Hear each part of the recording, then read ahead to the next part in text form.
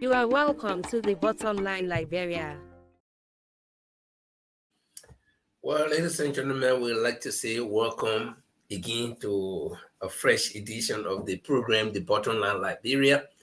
And this program brings you information about Liberia, about Liberians, and the diaspora as well. Tonight is elections night, phase two of the elections in Liberia, the runoff, to be specific. On October 10th, there was general and presidential elections, and senators and representatives were elected respectively. And then the presidential election went into a runoff. According to Liberian law, in order for one to elect or to be elected as president of Liberia in a very tough elections, I'm just paraphrasing, that individual must win 50 plus 1% of the total votes, the total registered votes, to qualify to be president. Anything short of that, the two first highest candidates or candidates with the highest vote will go for runoff, and that's what happened. And that has been happening over the past years, and so that's what we went for. So today is the runoff, and tonight is elections night, or election night, not elections anymore, because all of the other seats have been occupied except for the presidency. And so we're going to be hearing what's going on at the various polling centers, who is doing what is happening, and all of that. And so let us say welcome and join us, the Bottom Line Liberia. My name is Linford Goa, and shortly my colleague Jimar Kamara is going to be here. And tonight we'll be giving you the information as they happen.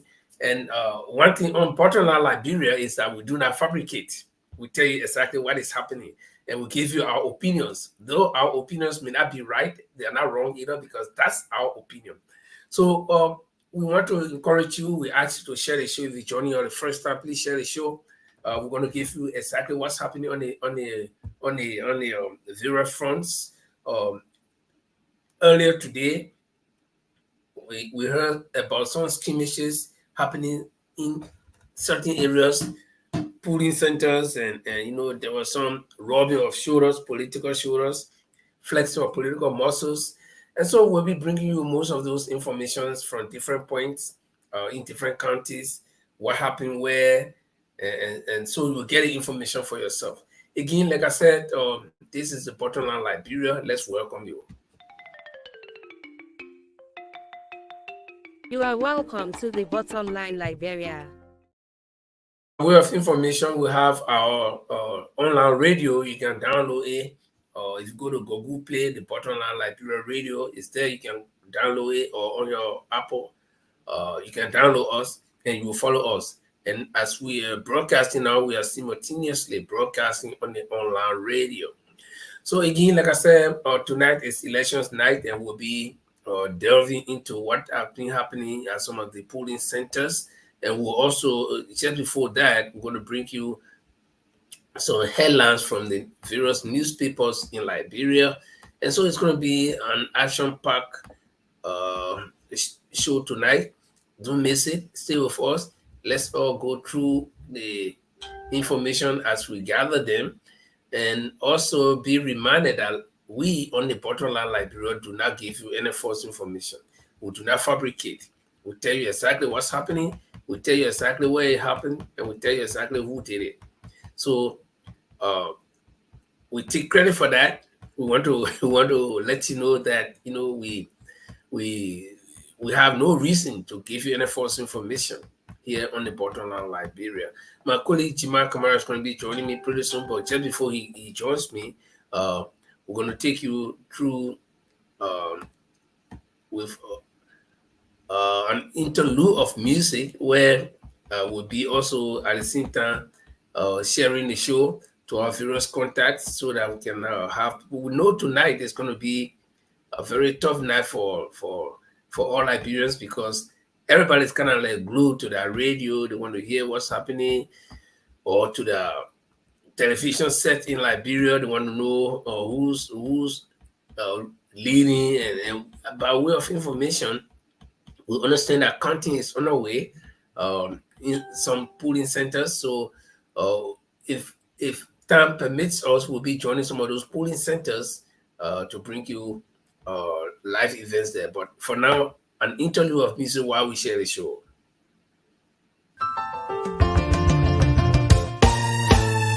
My people, where you at? Where you at? Wake up from your slumber, stop sleeping. Whip your hands, whip your hands, whip your hands, whip your. Come on, come on, come on. I know you're sleeping now. Y'all gotta wake up some more, yeah? Okay, let's go. The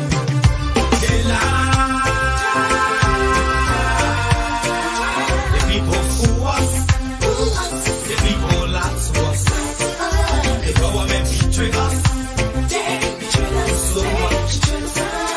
I said they lie. The people fool us, the people lie to us. The government betray us. They can lie, they can steal, they will not go. I said we tired with their lies. We tired with their promises that led us to all our damages. We tired with their speech they preach indeed, and now unique they deceive us. The thing we saw, it frustrate us. So why did you lie? Why did you steal? Why did you allow the citizens to beat? You see, we just tell you that why we voted you. But you fool us, you screw us, you use us and later on abuse us. So why? The government should lie. Why? But that's the question that we ask. They lie. Fool us. The people lie to us. The government betray us. They betray us so much. I said they lie. The people fool us. The people lie to us. The government betray us. They can lie, they can steal, they will not corrupt. I said no one to trust. My people don't want to hope on. Nobody. My hope that I have been broken. I'm telling you, brother. So where are the schools? Where are the roads? Where are the jobs that they said they could afford? But they're too selfish. The people tired with their rhetoric. People tired. They tired. You see the reason why we ask why the government betray. They have enough of time, but yeah, then stay they delay. People suffer. No work for people crying for hunger. Look at. Your vision and your mission, your intention to the nation, they poor. You got nothing to show. Nothing. So, why? The government should lie. Why? But that's the question that we ask. They lie. The people fool us. The people lie to us. The government betray us. They betray us so much. They lie. The people fool us, the people lie to us, the government betray us. They can lie, they can steal, they will not corrupt.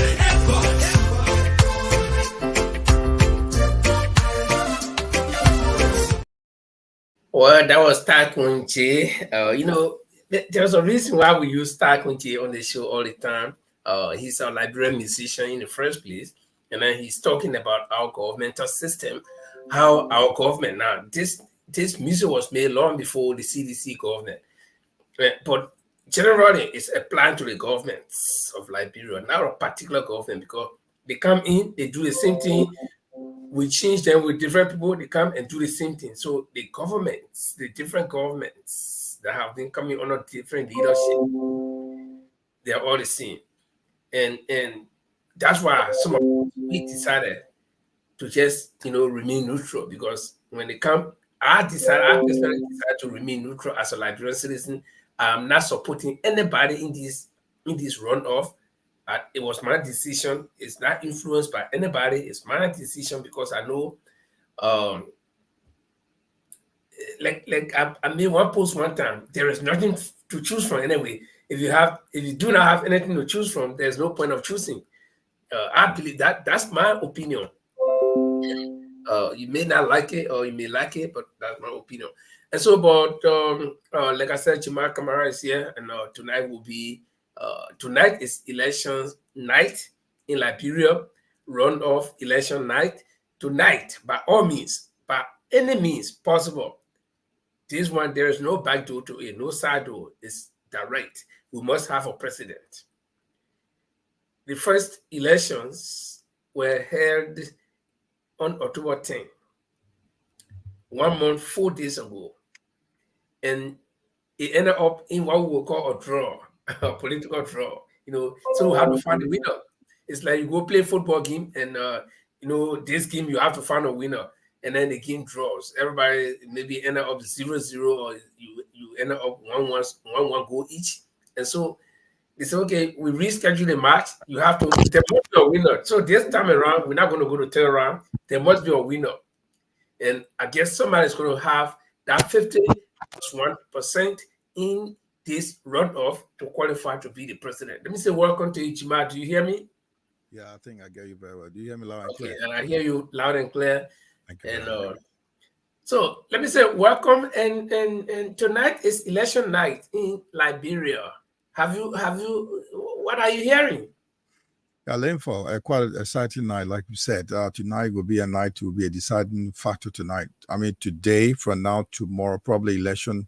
The results are pulling in right now. They're filtering in, and I think by Wednesday, tomorrow, we should know who is leading. Actually, by the end of the week, we should know who will be the next president for Liberia for the next 6 years.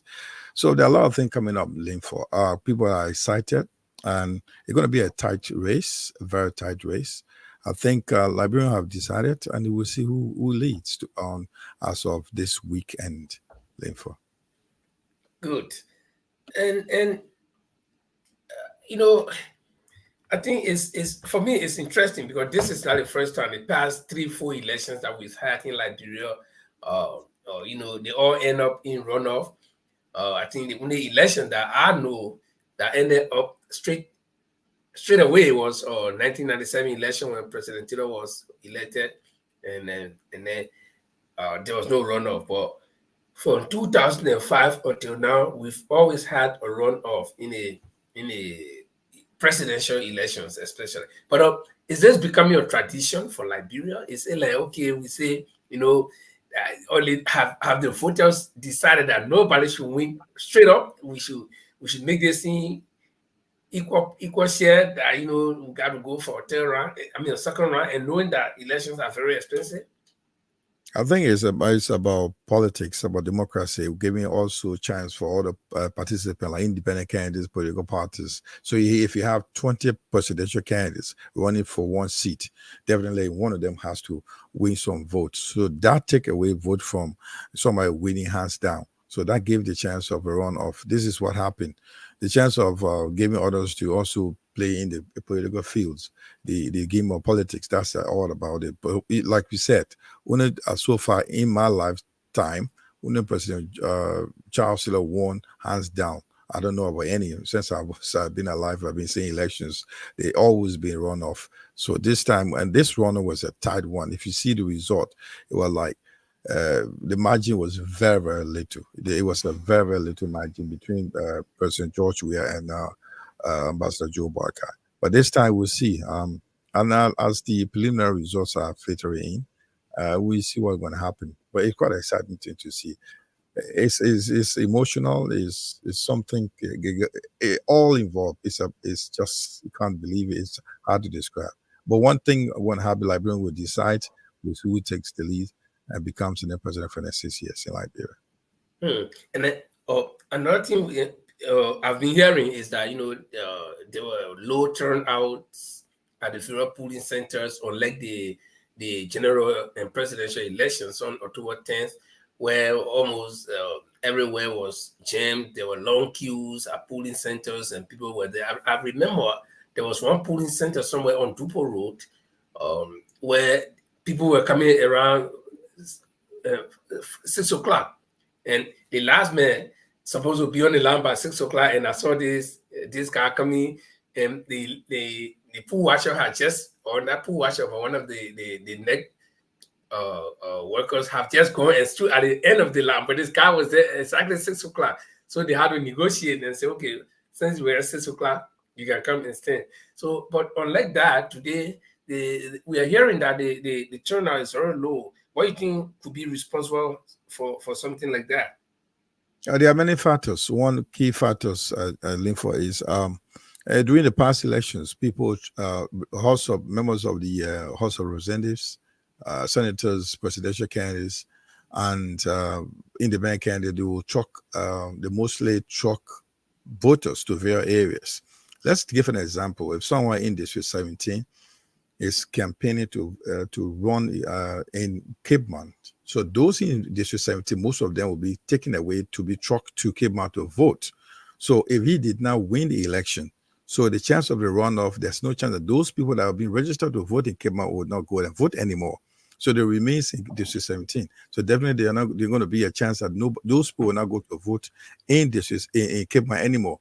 It happened, it repeat everywhere in Liberia. So for instance, most people were registered in different counties and they stay in Monrovia. And those presidential candidates, those candidates, those aspirants were trucking these people to do various polling centers to vote. But now, because the elections are resolved, they've already won, some have lost, so they are not interested anymore to take anybody to those areas to vote. Definitely, you have to have a low turnout. And that's one of the factors that really, really like low turnout. Someone I just called this morning to Liberia. A family friend was telling me, at the day of election, that was on the October 10th, there were trucks, vans, lorries carrying people all from every angle. But this time, the city is very quiet. The country is very quiet. Nobody's going anywhere. But the fact that nobody trucking anybody anywhere. It just left with the two presidential candidates. So you could imagine the turnout in Monrovia, or much rather specifically, will be very, very low, as well as other counties, because nobody came there to vote for any county. So there's no election for House of Representatives and House of Senate. So only presidential candidates. So those who are registered in those counties or those precinct area will only vote. So if you were registered to vote in Nimba and you live in Monrovia, you go stay in Monrovia because nobody's going to pay your way, and you don't want to be paying your way to go vote in Nimba because the presidential candidate may not come and give you money to pay. They are not interested anymore. So that's the situation right now. Okay.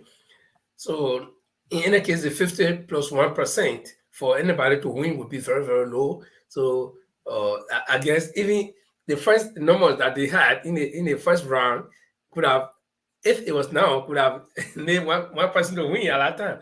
But let's before we continue with the elections, only because tonight is election night, of course, or we'll be talking mostly about the election. But I understand there's some newspapers that are making headlines in Liberia, and some of the top headlines will look at it and review it and discuss it, so that we'll have ample time to go into our elections special.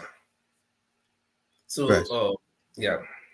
Yes, Linford. We got some news clips, newspaper, daily Liberian daily newspapers that are making headlines in Liberia. So we have a segment on the show that wants to go through the major news stories and kind of give our own perspective as it goes.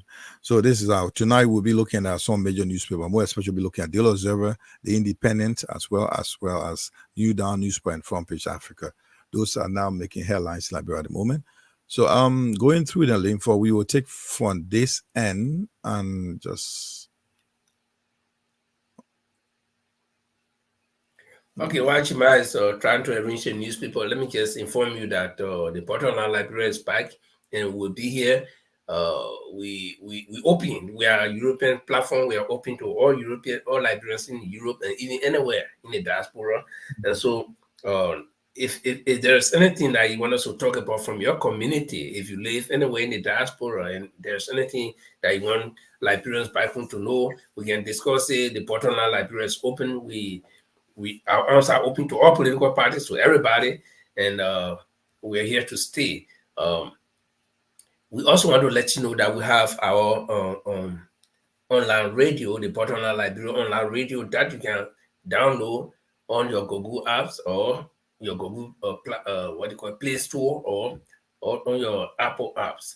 So while Jemai is trying to get his hands on newspaper clips, or if you have it, you can flip it over and then let's see what's there to discuss. The Linford will first talk about the former president, Madam Ellen Johnson Sirleaf. She's once again in the news. So this time it's about former President Salif among time 2023 honorees. This means like the former president was awarded as part of the Time 100 Impact Award Africa ceremony that will be taking place in Kigali, that will be Rwanda, on 3 days from now, Linfo. That will be on November 17th.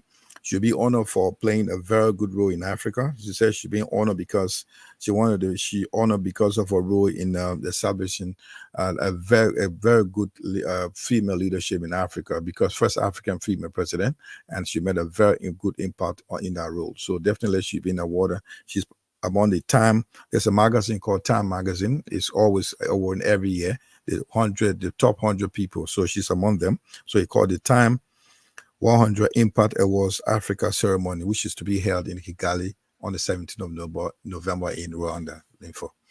Okay, and just in 3 days' time. And we want to say congratulations to former President Ellen Johnson Sirleaf. And, this name, Ellen Johnson Sirleaf, rings bells from years back when some of us were just in grade school.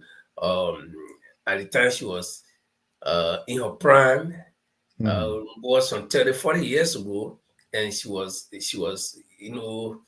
political darling girl, so to speak, at that time. And the name Iron Lady Kim, and that's how she was known. And she played major parts in all of the big political events, like from the coup to the war in Liberia, and finally she ended up becoming president, and now she's been receiving some of these accolades. I remember she came to Norway here in 2011 to get her Nobel Peace Prize along with Madame Lema Bowie, two prominent Liberian ladies. And so the president did not stop there. The former president, or anyway, once a president, always a president. So if we refer to a former president as president, once a president is always a president. So former President Sirleaf is still in the news, like my colleague said. Now she's going to receive another honor, this time in Kigali from the Time magazine. So we want to say congratulations to her. And this is something to set the pace for Liberian women to try their best way possible to try to get on the map. So yeah, Linfo, in addition to that, she's not only the president, she's not only ex-president will be honored at that ceremony. Alongside, we have scientists, CEOs, artists, activists, pop stars, politicians, all will be honored. So Time magazine is every year had top 100 people in the world. They honoring them. So it comes from all categories. You get politicians, artists, whatever you are. Once you have made that impact in the community or in the country you come from, you're being honored, or the community you come from. So Time magazine recognizes your effort, your contribution, your impact to the you're contributing to the welfare of your community. So she's been honored as former president after even 6 years as ex-president. She's still being honored. When she was president, she also received too many accolades, and now she still received them as she still former president for Liberia. So that means on the 17th of November, former President Ellen Johnson Sirleaf, Madam Ellen Johnson Sirleaf, will be in Kigali, that is in Africa, Rwanda, to receive her honor among the 100 Time magazine Impact, they call it Time 100 Impact Awards Africa ceremony, which will be held in Kigali, Rwanda on the 17th of November. Therefore, we also got in the news, I think this rings a bell. This is one of the legends in Liberian journalism. This is Kenneth Yakabolo Wabest. He's a legendary Liberian journalist. He turned 85. And somewhere this is kind of caught my eye. And the Daily Observer newspaper carry a story about give people their flower while they are still alive. Congratulating legendary journalist Kenneth Wabest as he turned 85. Info, you've been a journalist over 30 years in Liberia. Tell a little bit about your knowledge about Kenneth Yakabolo Wabest. I remember in one of my journalism courses, one of my lecturers, the late Joe Molva, may peace to his ashes. We were just asking some funny questions, and I think I remember this question that has to do with journalists becoming rich. And what he said, the answer to that was, if anybody's in the class or who wants to become a rich man, then journalism, especially in Liberia, is not for you. So then the question came, why? Why don't journalists get rich? He said, because you are not making business, you are not going to make profit. You are not making business. The business you are in is to inform the people. So you're not going to leave the information and go and start to make business. And so how do you get profit? How do you get rich? Because business people normally get richer faster than even people working in the offices. So I remember this is one name that goes way back. I remember when I was in high school, even before high school, I was in junior high school, and I used to write. I remember I wrote 1 or 2 articles, and they used to have a column in the Daily Observer called Dr. Hour, and that was my favorite. And so I used to write some small articles. I wrote one article when I was in, I think, 9th grade. Then the second and last one that I wrote for the Daily Observer was I was in, I think, 10th or 11th grade in Haywood. And that was actually about something happening in Haywood that I wrote about. But my memory goes way back to Kenneth Best. He's one of the best journalists Liberia has ever had. And if anybody should be receiving some awards or somebody should be receiving flowers for their contribution to the society, especially in the field of journalism, I think Kenneth Yakwaro Best should always be at the top for now. And he remained consistent, and he established this famous Daily Observer. And most of the newspapers that came out in the 80s, in the 90s, most of them died naturally. But the Daily Observer kept going. And out of the Daily Observer, several other smaller papers were born, and some of them are even grown. And why do I say out of the Daily Observer they were born? Because most of the journalists are left from there, from the Daily Observer, under the training of, or the mentorship of Kenneth Yakwaro Best, became good journalists, and they also established their own, newspapers. I could go on naming some of them. Okay, so you see, I think the caption says it all: give people their flowers while they are alive, so that they will smell the fragrance thereof. Because you can't wait a die before you can say, oh, you're getting married. Even for the weather, even if you pull a flower over my grave, it will get rotten in your smell. But let me smell it while I'm alive, so that when I die, I say, at least I receive a flower. So I want to join the thousands of Liberians and thousands of Liberian journalists who are wishing Mr. Best a happy birthday on his 85th anniversary. Not many people will live to reach 85. And so living to be 85 and see the work that your hands established flourishing, I think it's a big pride for Mr. Best. So I want to say welcome to you and congratulations to you, our mentor, because in one way you mentor all of us. We read your papers, we contribute, we wrote articles for your papers, so you mentor all of us to be where we are today. Thank you. Linford, something before George John to a different paper.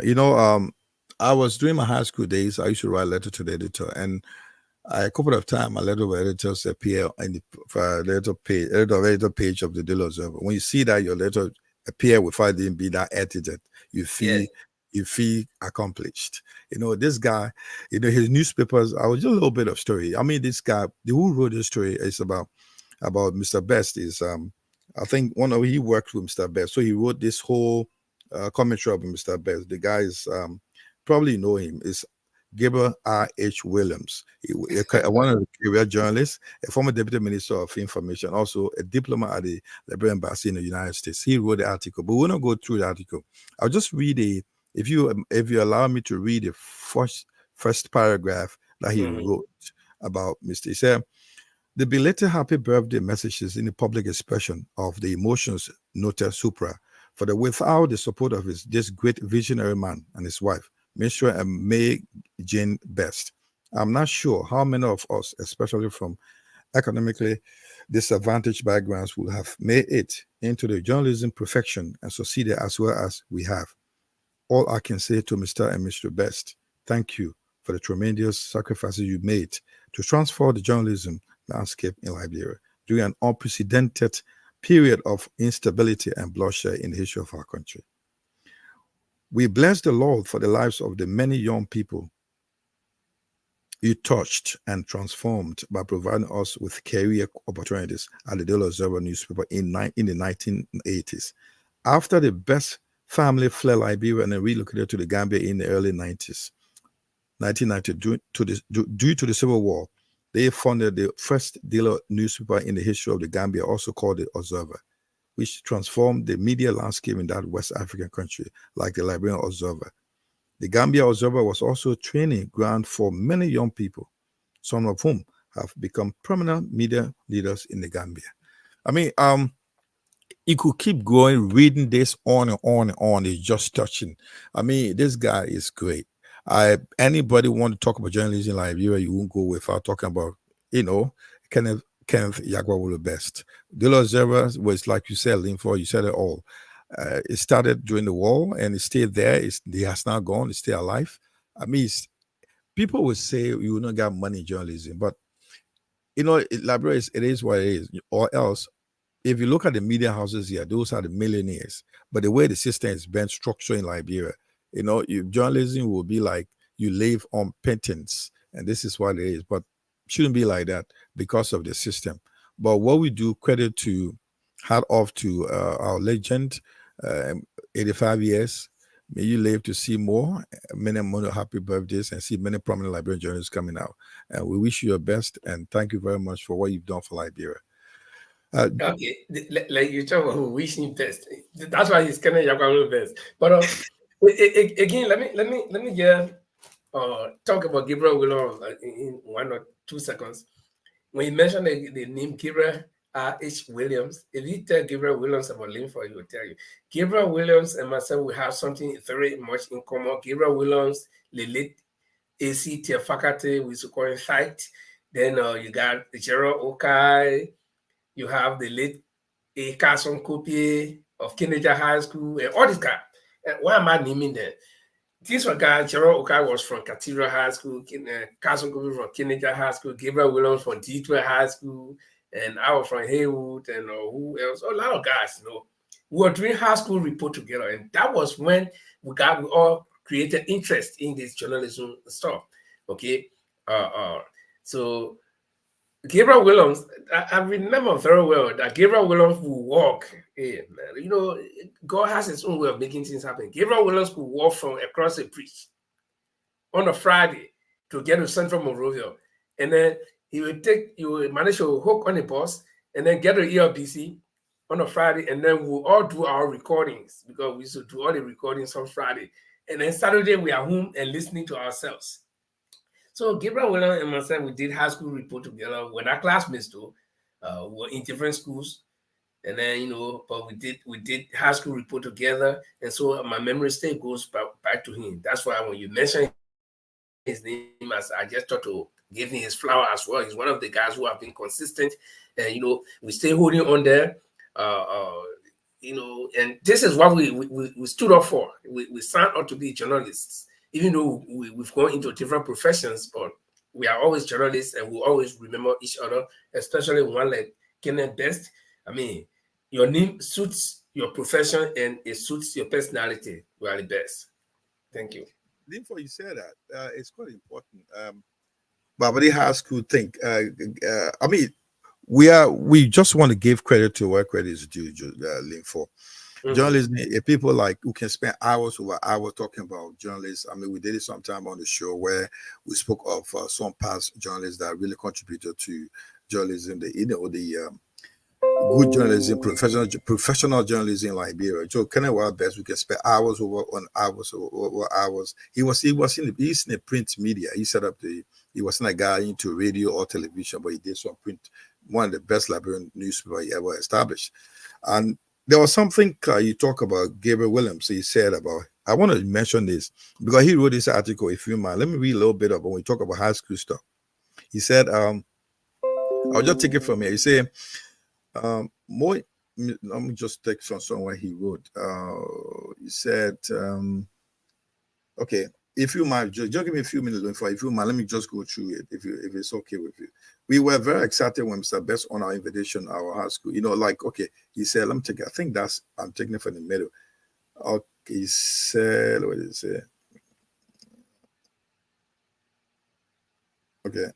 Okay, this is why I've called myself I'm the blessed one from the tutelage and membership for Mr. Best. My first encounter with this great man was in the early 1982 when we invited him to serve as a keynote speaker and installing officer at the installation program of the officer of the D12 Memorial High School Press Club, of which I was the incoming editor-in-chief and chairman, and I succeeded Philip and Wisse, under whom I served as assistant editor-in-chief. Wisse, who will eventually become the lawyer and an iconic media personality before his death last year, had graduated as a valedictorian of the 1981 graduating class.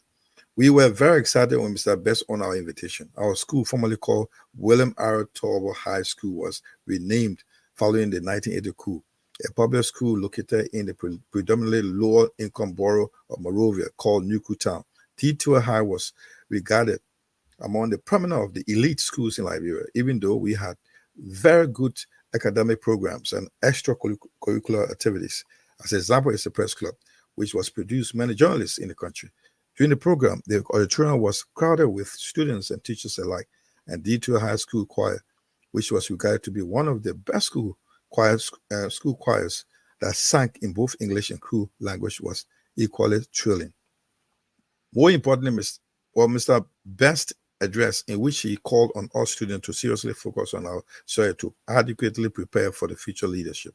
I was so inspired by his message, particularly to members of the press club, in which he underscored the significant roles of journalism in a society that I began to seriously develop interest in journalism as a career. However, it never occurred to me that I would begin my professional journalism career at the Daily Observer. That opportunity came during my graduation in 1982 when the late Mr. Richard A.B. Cox George, then the D2 High School Vice President of the Student Affairs, offered me a scholarship to attend the Ghana Institute of Journalism, GIH, concerned many young people who graduated from public schools like D2 lack support opportunity for advancement. Mr. Cox George said, she did not want me to fall through similar cracks because I distinguished myself to be a studious and respectful youth. And so she contacted Mr. Best to have me to do my internship at the Daily Observer. That was a major requirement for enrollment at GIH. I mean, this is the credit he gave. So it was like Mr. Best just helping to be a professional journalist. So he high credit all his profession. A journalism career is like from the lap of Mr. Best. So, I mean, this Leaf I've said, we can spend hour over hour talking about Kenneth Best. He stays alive and he's done a great job for Liberia in terms of journalism, more especially in the print media. When Daily Observer was still alive, some were not born when Daily Observer was established, still around. I mean, still producing that authentic newspaper. I mean, something reliable story. And do you remember Daily Observer was burned down 3 or 4 times by the government or by some kind of group of people that didn't like what they were writing? Are you still aware of that? Yeah. I recall on some occasions, when they had their offices right down or Crown Hill, many times they got ransacked. I mean, physically by government, and many times they got burned by some unknown people, So, but I mean, like I said, the Daily Observer survived, and Mr. Best himself survived to this point. And so, for me, I say the name Kenneth Best suits his character, his personality, and his hard work for Liberian journalists. And there is no journalist of my class from my time in the 80s up to now that would not know the name Kenneth Best. And I think he served as inspiration to some of us. I didn't go into the print. I went into the electronic, but I mean, it all started when we wanted to be heard. We wanted to also be a part of what Mr. Best was, and that's what we did. And Gabriel Williams, he and I were classmates, but not schoolmates, because we graduated 82. He graduated 82. I graduated 82. So we were classmates, but we were not schoolmates. And so I want to say hats off to all of the journalists that started a long time ago. You may be in different profession by now, but at least we did our part. We stepped in the shoes and we know how it feels to be in that shoes. And some of us enjoy doing it. That's why we even still play around the pen and the microphone. So hats off to this veteran, and some of us hope one day that we could meet him face to face and talk to him. Yeah, and just to addition, Mr. Kenny Best retired a few years ago, and he's enjoying a private life at home, and he still will observe things from home. And he's a committed journalist, like a veteran journalist, a legend, and we are hats off to him. Linfa will take you to two other newspapers from De La Zera as well, clips from De La Zera. This one, this one is two popular faces in Liberia for the past 6 years. This is John Molu and Jefferson Tambakoji. See what happened. CDC, Koji, Molu risk U.S. sanction. The story goes like this. Just Linford, that these two CDC is accusing Oscar Blow, which is of the National Election Commission, of some kind of election rigging or election fraud, and U.S. embassies threatening to take sanction again for misinformation. So this came from the De La Zera newspaper, that those guys, after some time, if they can't prove the allegations, they may sanction these two gentlemen from the CDC. This is Jefferson Tambakoji and John Mulu from the CDC. That's why. I want to ask, or also question the action or the threat from the U.S. embassy. So are Liberians not supposed to raise suspicions if they think something happened? I don't think the U.S. embassy should also be Muslim people, especially citizens, if they are concerned. I think what the U.S. embassy should be doing is to ask people to prove their cases. If the U.S. embassy should not be a court to decide what will happen to somebody. You see, especially when it does not affect their interest. I don't think, if I say, well, the election was not fair, if I say, well, whether the winner that we're going to have tomorrow, because by tomorrow we'll begin to know the winner. So I can say this person won by cheating. So does the U.S. embassy have any reason to want to pass judgment on me and to want to punish me? It doesn't affect their interest. It doesn't pose any threat to the U.S. So why? It's just my own, my own question. Probably the story has something else to explain.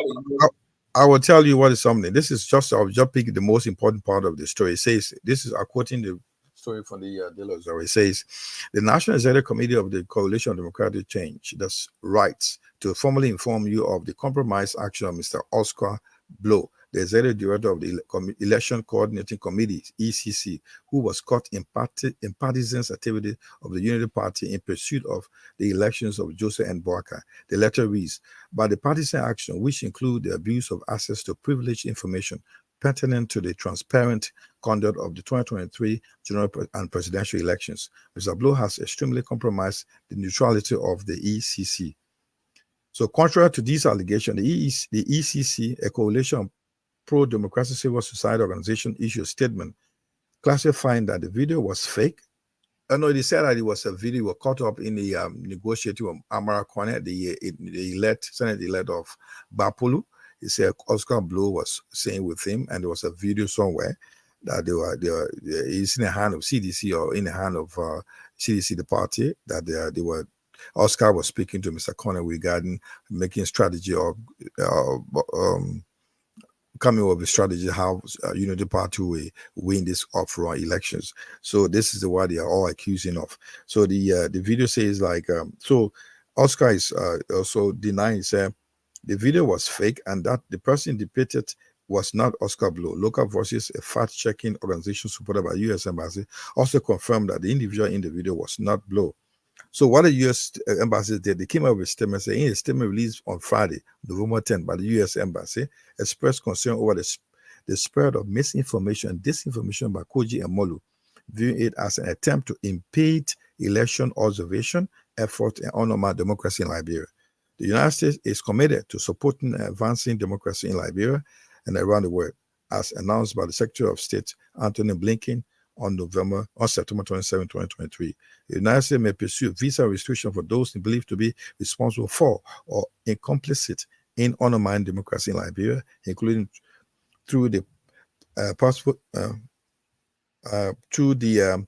But Chima, I don't no need to even further read that thing for the U.S. Embassy. But what I'm saying is, how does this affect the interest of U.S.? Because how does what is happening? Yeah, what you are saying that the group they call ECC is kind of being almost like run by the U.S. Embassy. They are the kind of the U.S. Embassy can two things the U.S. Embassy could do. One, call on Molu and Kweji to present their evidence, because let me tell you, in the absence of evidence, in the absence of evidence, you cannot prosecute me. So if I fail to present evidence, then you can. But because I made allegation and then you threaten, this is a pure threat. I think the U.S. Embassy is trying to muscle people because. And not only that, let's see what they said. They say the embassy said, as a result of the false accusation against the ECC boss, which is Oscar Blow, it is exploring sanctioning those involved. As a result of this incident, we are actively exploring using this visa restriction authority because we view this as an example of impending election observation effort needed to ensure transparency, the statement said. So what the embassy is saying that kind of the ECC, which is the this commission set up by the election coordinating committee, is kind of observatory body of the of the elections, which is kind of heavily supported or financed by the U.S. Embassy. I agree to all of that. Definitely, this is their branch. This is the interest. Yeah, so I agree to that. I agree to that. So if I, as a Liberian citizen, say I'm not saying if President Weah wins tomorrow or Joe Biden wins, I say Joe Biden cheated or we are cheated to win. So the U.S. Embassy will just sanction me or will threat. I think the U.S. sanctions. I mean, the U.S. should. There was a video. There was a video. I just want to make it clear. So the video that Koji and Molu presented, that Oscar Blow, which is the ECC chairperson, was speaking to Amara Kone, because Amara has endorsed Unity Party in the run. I know what you're talking about, but my point here is, so has the U.S. Embassy become a court? So what the U.S. Embassy should do if they know that Koji and Molu are falsely accusing the people, take them to court. Sue the people in the proper channel. Not because you get the power, then you say, okay, we'll sanction you, you're not out to the U.S. You see, there are people who are saying worse things. Joe Bogaki said if there's any attempt to rig this election, Liberia will end. Why didn't the U.S. Embassy threaten to no, but that's me? Listen to what you've said. They said if there's any attempt to rig the elections, but this guy is saying that they saw. Yeah, but okay, so let the U.S. Embassy hold them, let them take them to court, and let them show that their evidence instead of threatening them. They show evidence, but U.S. Embassy is saying that the evidence is fake. The person in that video is not Oscar Blow. Therefore, because that but you see, the sheriff became the judge. The sheriff becomes the judge. The officer becomes the judge. So let me tell you what they're doing right now, Linford. You look at this from this end. The U.S. Embassy is saying, right, you can accuse who you want to accuse. Listen, this is my house. If you want to come to me or myself our issue, you got beef with me. We have the beef. I don't like what you said to somebody that live for me. And you keep saying that the person with Jamal, the person is misbehaving, and the person did not do that. Then what I can do, I tell Linford, thank you for saying that, but your statement is not true. But what I would do, I would buy you for coming to my house. You can't come to my house. So this is why that's my house I have, and that's the property of the U.S. government saying that they will stop their visa. Molu will not have any visa. Kuji will not have visa to go to America. That's what they're saying. They're not saying that they'll carry the court or to punish them. No, but what I'm saying is, if I lie on you, because this case here is the U.S. Embassy saying that the two guys are lying, right? So if I lie on Chima and say Chima stole my shirt, so then Chima, because Chima know I can pardon there, he say, don't pardon him again. When he say I stole your shirt for you know you lie, don't pass it. So take me to court, let me prove. No, listen, but the question is, Koji and Molu said the video that the carrying was Amara Kone was speaking to Oscar Blow. So did the U.S. Embassy see the video? Yeah, they've seen the video. They verified the video. And they said that the person in that video is not Oscar Blow. So now, because that's misinformation and disinformation, therefore, the only power they have is not allowing those two gentlemen to go into the house. The U.S. embassy is just playing big brother role and then trying to, sanction people because they get issue visa. If you say I don't need visa to go to America, I can party and go there. Let's look at this. U.S. embassy can sanction me, so I want now, Linfa, our first lady is African first lady in the news again. They are talking about how can they improve our healthcare on the continent. This is a big another news came up in the. So let's see what you think. What do you think? I mean, look at it from the general point. How can this work? First lady. Is the Liberia first lady there in the first place? She's part of it. She's there as well. She shouldn't even be in that kind of forum where they're talking about brainstorming. Let's look at it from the impact it's making. Forget about the cloud we are right now. Oh no! What do you see? Let me tell you, not a group. For me, I don't look at the group. I look at the individuals in the group. So if you are on the football team and you can't play, or amputated, but simply because I'm on the football team, so we should just say, Linfa is on the football team and I'm amputated. No, this first lady promised in the first term if you got anything against Cloud, that's a different thing. Let's look at the story. You know what this show is about? This show is about our opinions. This show is about our opinion. This is my opinion. The question is, we have Cloud we have promised to deliver. Her husband did not deliver. She did not deliver. We're talking about the African first ladies are working towards improving healthcare on the continent. What do you think? I'm looking at individual members of the African first ladies group. So, let me tell you, if I already gave you an example, you and myself got a football team, which will be 11 players on the team. You got 4 of our players amputated, but we should just say, okay, we go get a football team, so everything is okay. But okay, I think that's a good initiative by African first ladies, and we must hear them. But again, we got to look at the people, the individual members of the group. What can they do? Can they keep their promises? Let's move on to the next one. What do you mean? What do you mean? Can they come out their promises? I mean, the thing is, what are we look at the possibility if they can they deliver? Because the problem in the healthcare system. Ask the same question. Can they deliver? Can they deliver? That's what I need to ask. The question is, are the men okay? Let's leave that. Let's go to BRAC. You know what is BRAC is? BRAC in Liberia. BRAC is an Indonesian country. I mean, it's organization for Indonesia that is delivering microfinance to Liberia. They've been in Liberia for so many years. And this is what they've been doing in Liberia for so many years. And now they renew the effort. They're making sure that they give loans to poor Liberians and those capital for them to start market women, young people to able to survive BRAC. So this is celebrating BRAC activities in Liberia. BRAC has been in Liberia for I think over 10 years right now. And on a news like this, I can commend the group because at least we see physically what they're doing. But now some group of people who come together, they say, oh yeah, we will do this one when you know that they will not even do it. So this one, BRAC, I can commend them. Thanks for renewing your commitment because we know that if they were not effective on the grounds, they will not even want to make recommitment. So since they renewed their commitments, we want to say thank you to BRAC. And for the year joining us, we ask you to share the video. This is the Portland, Liberia. We are here on this election night. We'll be visiting some election precincts where voters had some disagreements today, as usual. This is not peculiar to Liberia. Everywhere around the world, when they have election, they will always expect election violence because there are two opposing forces that are going. The only place with me having election, I haven't seen election violence than Norway.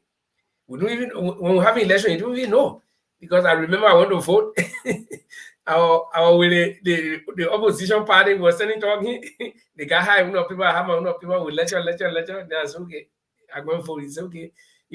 So we don't rush us here, election day. But our African election and most countries, people will fight, they'll create enemy. No. Yeah, in fact, we got to join government because my party said we didn't win, but we are sharing the government. I'm on a committee that we made decision. So can you imagine in Liberia, if UP wins, will CDC be part of that government to make decision? No, but we do it here.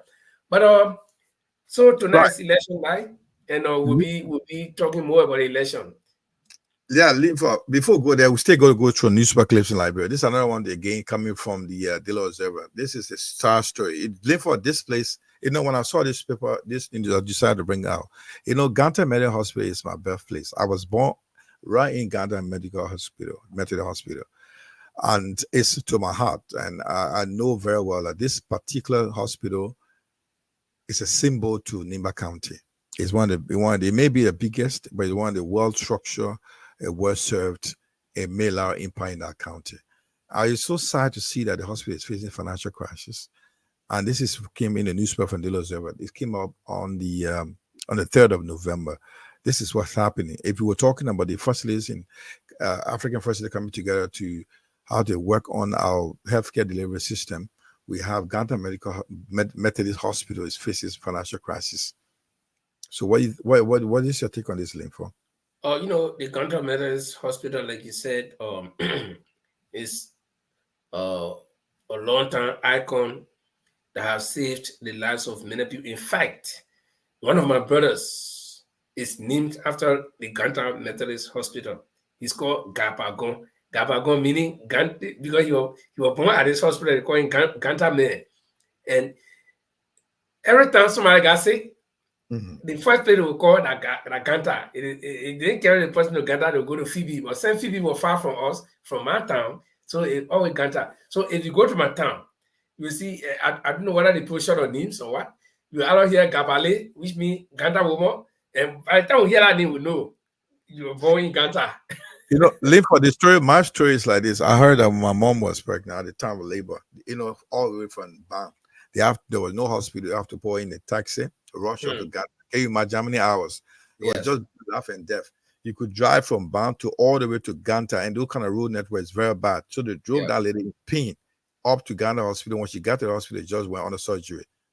This is what happened in Ghana Hospital. That's what the story I was told. So if from Bam to Ganta, and I don't know so nobody, no midwife, nobody on her, only kind of older women were in the car. They drove this woman from Bam. I don't know how many hours, I can't remember how many hours from Bam to Ganta Hospital.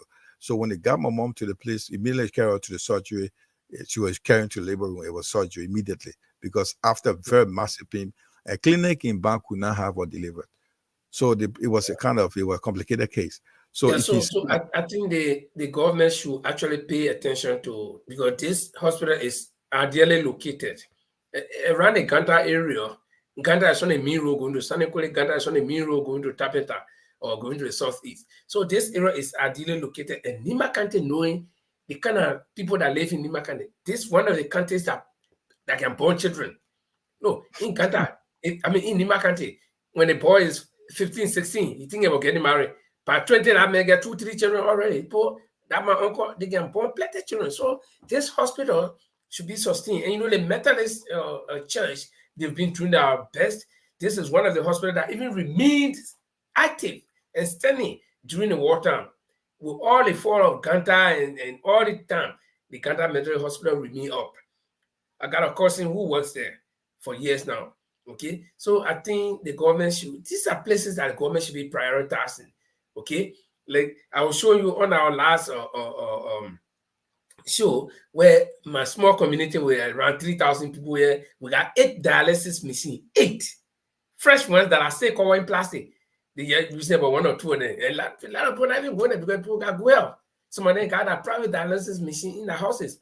Okay, so but in a whole major hospital or big clinic like that, you can't find anything.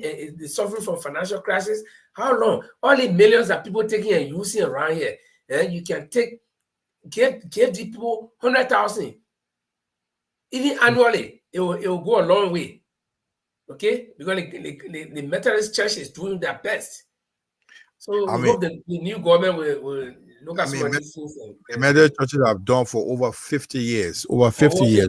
They've been running those healthcare centers around Liberia, as well as Lutheran, the Catholics, the Pentecost. They've been doing very well. These religious institutions are doing very well for Liberia in terms of helping our healthcare delivery system. Government need to step in to rescue these various institutions. It's a sad story that Ganta Hospital shouldn't be having financial crisis at this point. Well, they need to help these various hospitals have been the icon of healthcare delivery in that county.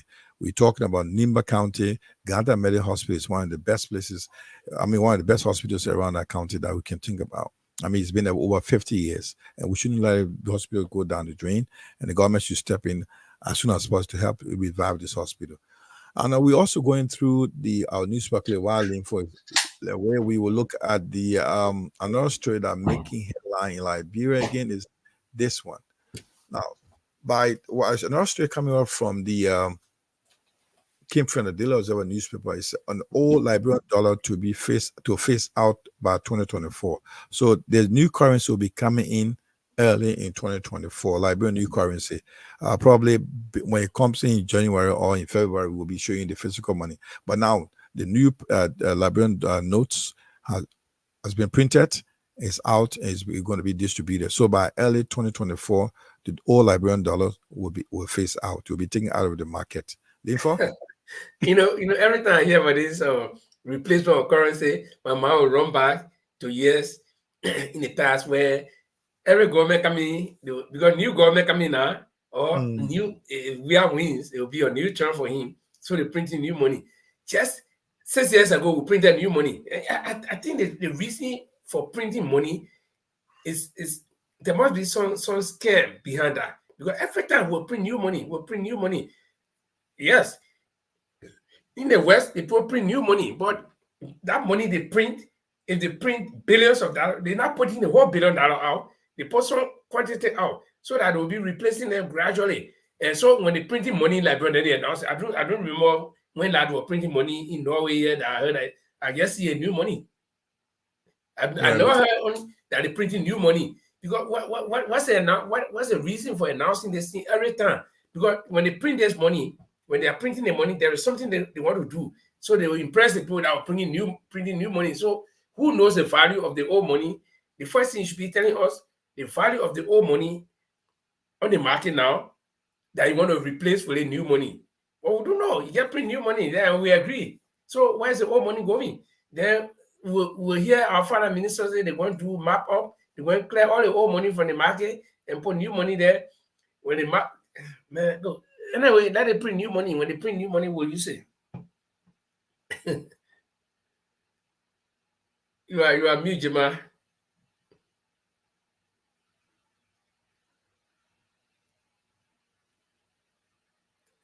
I can't still hear you.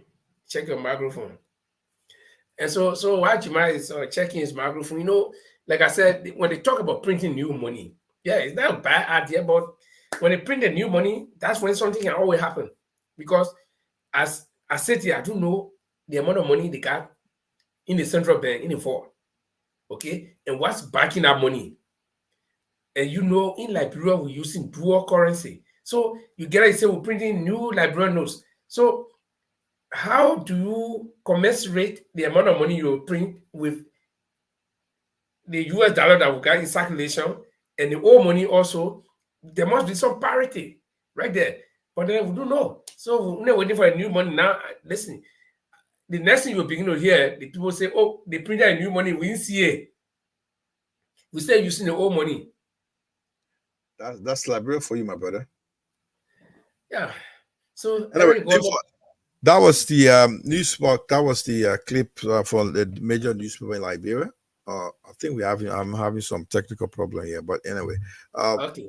That was some news stories that were making news in Liberia last week, and we did now. There are 2 minute daily newspaper in Liberia. We'll pick on the most important one that we can go through because we don't have much time to go through all these papers, but we took the most important one that has to do with human story, politics, health, as well as what interests. If you have comments, you can always drop comments. If you have comments about these stories that we talk about in the various newspapers, let's hear from you. Drop it in our comment box. We'll read it out. If you have any questions, we'll see if we can do our best to answer your questions. Linfa, okay. what do you got about the election right now? I think people are wanting to know. People are wondering what's going on with the election result and what was some concern today on the elections. I think the polls are closed right now. Polling stations are closed at the moment. Okay. Today was elections in Liberia. Election in Liberia, not elections. And it's a runoff election. to find a president for Liberia. And like I said before, this election cannot go to third round. There's no way it cannot go. We got to find a president today. But the elections, as it were being held, there were still some problems somewhere. There were clashes. So we'll visit Kakata Magbi County, where we understand there was a clash with between the CDC and the United Party. They are partisans, people who want to vote. So let's see that.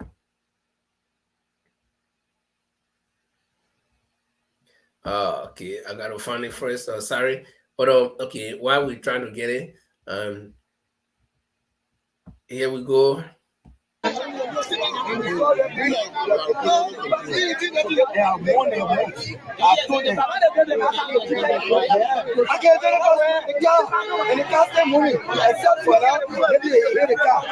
the first time we arrested to the police station because they started here to the hotel here on the Boma Road.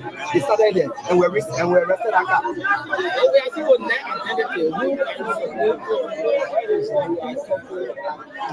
I'm supporting the Unity Party. I'm Unity Party, but they say I'm a taskforce for the Unity Party. I'm not just speaking because I want to speak. Yes, so it's a task force for the Unity Party. So we end up here. Peace have been restored into this particular center based on the interventions of the joint security in Margibi County. So thank you very much and keep following live KMTV for more updates. Okay, that was just one area. And like I said, there was sporadic conflicts everywhere. That was one area in Margibi County, Kakata, right next to Monrovia.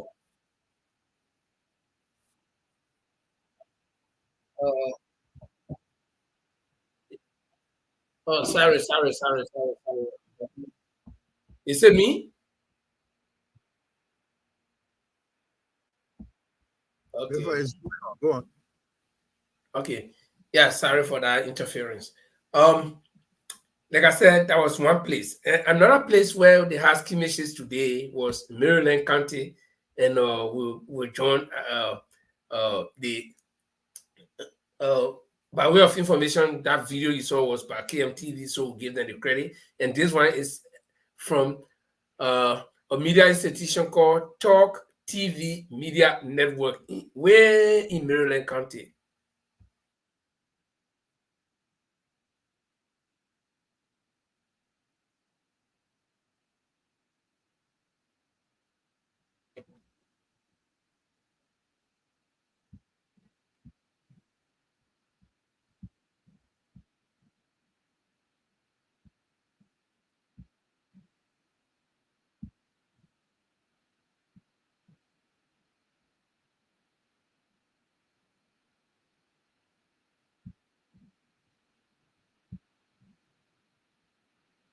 This is the guest house where Senator James P. Barney. This is the guest house where Senator James P. Barney lost. And then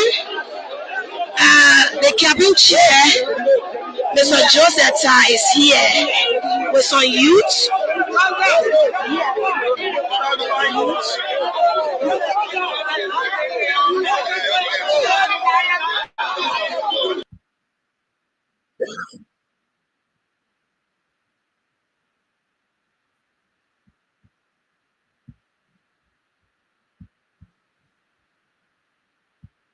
Well, sorry for because I'm using the same computer.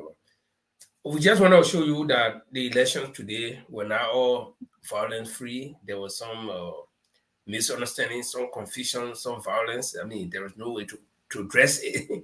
You cannot dress a pig. You put let's say on the say a pig. So there was some confusion.